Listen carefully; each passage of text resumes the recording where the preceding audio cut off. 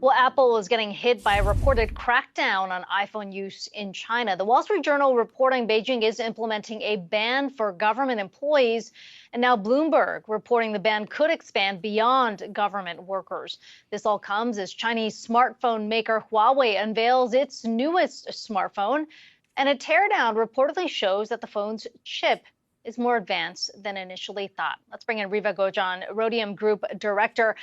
Reva, can we first talk about the timing of all of this in terms of these reported bans that could be coming?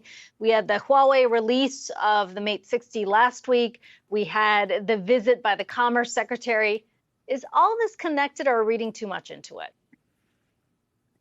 Well, I don't know how closely related the Commerce Secretary's visit would be to this. There was certainly an attempt by both China and the U.S. to put a very positive spin around what legitimately transpired through those meetings during Secretary Raimondo's visit. But when we look at the timing of the Huawei announcements and what was revealed in the teardown, naturally, China has intent to showcase when it has technological breakthroughs. There's some question over to what degree does this actually represent a breakthrough and an ability for heavily sanctioned Chinese firms like Huawei to circumvent U.S. export controls and sanctions.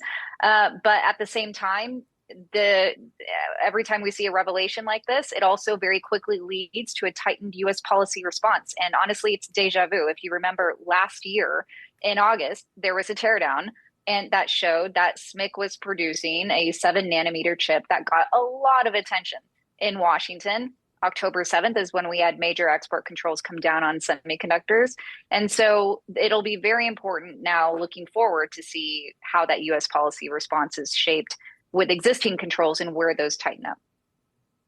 So we can talk about the export controls in a bit, but how did Apple get caught up in this? What do you think has motivated this move? If we take the reports at face value, is it about a tit for tat, given how the U.S. has cracked down on Chinese smartphone makers like Huawei, but also chip makers? Or is there something more given Apple's massive presence? Well, we'll have to see what the formal Chinese directive ultimately says. Right now, there's just a lot of source reporting on this.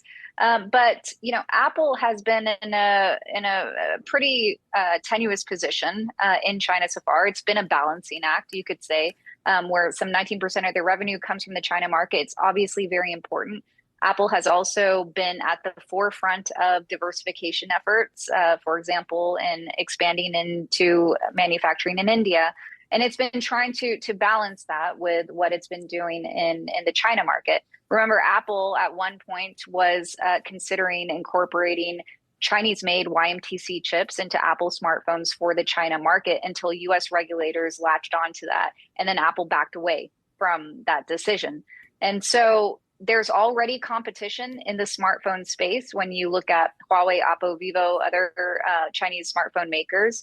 And this is also a quick policy measure by China to expand the market for those local Chinese chip makers and handset makers. And so this is obviously something that's going to undermine Apple's market share potentially in China. There is a question, though, of how far this spreads. There's a difference between a Chinese consumer and their personal preference for a smartphone, whether they'll continue to opt for the Apple iPhone, or whether they're this more nationalist push, of course, to get state agencies, state-owned companies to not use iPhones. Will that bleed into more of the private consumer space or not?